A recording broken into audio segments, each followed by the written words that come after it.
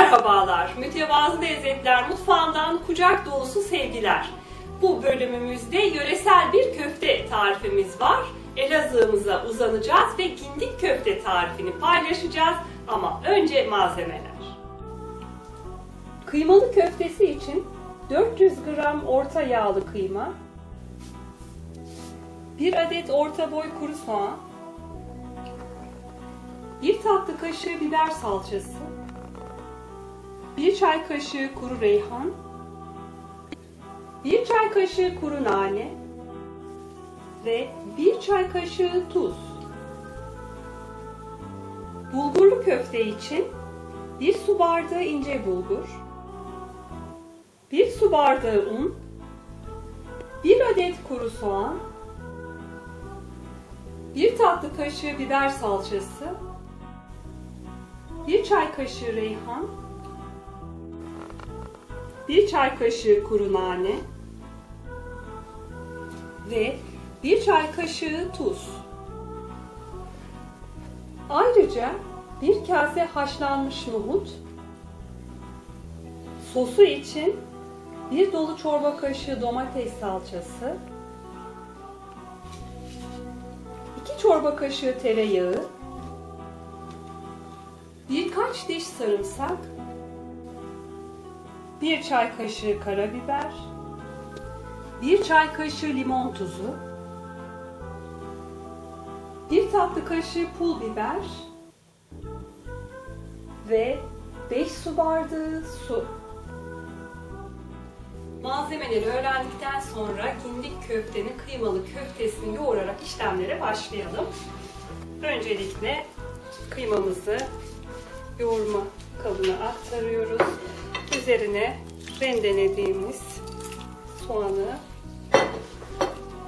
tuzu, 1 çay kaşığı kadar kuru naneyi, 1 çay kaşığı kadar kuru reyhanı ve 1 tatlı kaşığı salçayı, biber salçasını ilave ediyoruz ve yoğurmaya başlıyoruz.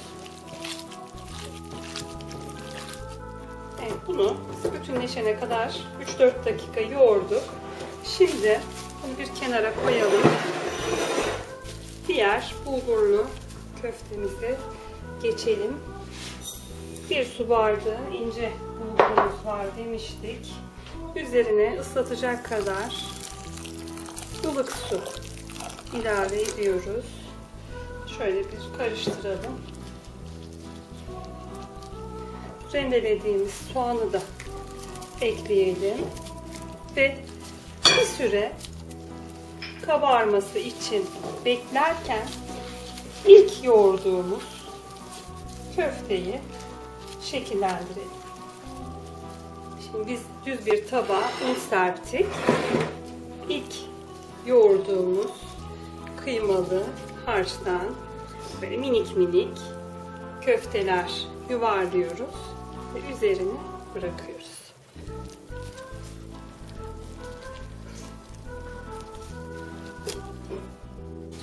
Son kıymalı köftemizi yaptık.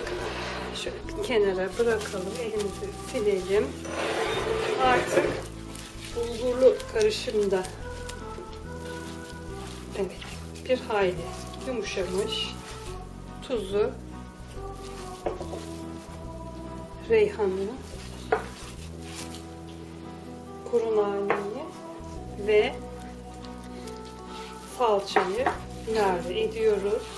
Şimdi az sonra un da ilave edeceğiz ama şöyle önce bir yedirelim. Güzelce karıştı.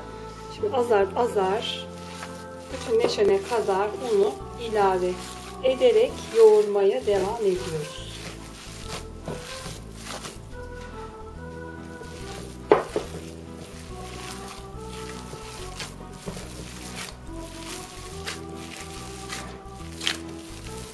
Bulgurlu köftemiz de bütünleşti. Şimdi kıymalı köftede yaptığımız gibi bu şekilde minik minik köfteler yapacağız ve unlu düz bir tabağa bırakacağız.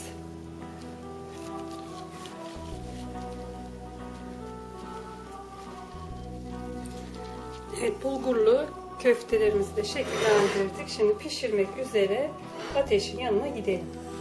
Tavayı ateşe yerleştirdik. 2 çorba kaşığı tereyağımız var, hatırlarsanız. 1 çorba kaşığını tavaya bırakıyoruz ve kıymadan hazırladığımız köfteleri şöyle bir renk alacak kadar kızartacağız.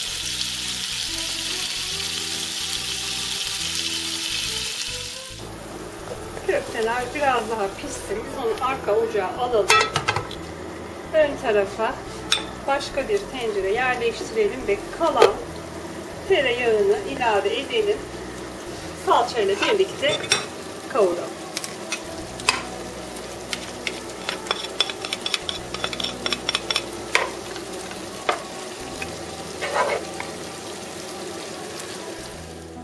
Şimdi kokusu gidene kadar salçayı kavurduk ve ölçülü 5 su bardağı suyumuzu ilave ediyoruz. Üzerine limon tuzu,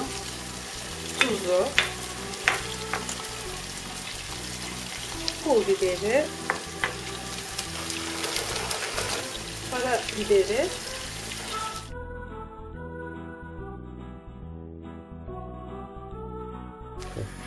evet, suyumuz kaynamaya başladı.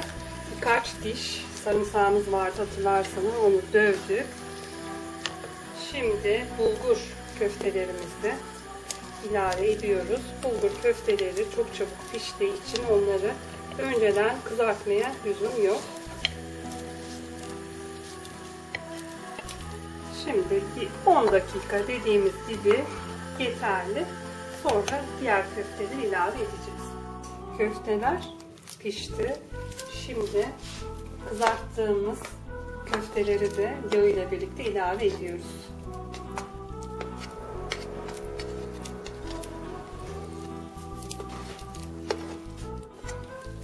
Son olarak haşladığımız nohut vardı. Kabuklarını almaya gerek yok. Şöyle bir 10 dakika bütün gindik köfteler birlikte pişecek. Bu arada gindik yuvarlak demek. Bunu merak ettiğinizi biliyorum. Yuvarlak köfteler. Köftelerimiz çok güzel pişti. Artık ateşi kapatalım. Bir 10 dakika dinlendikten sonra servise sunalım. Gindik köftelerimiz hazır. Servise sunalım. Çok güzel dumanı üzerinde. Şöyle bir karıştıralım. Ve servis tabağına aktaralım.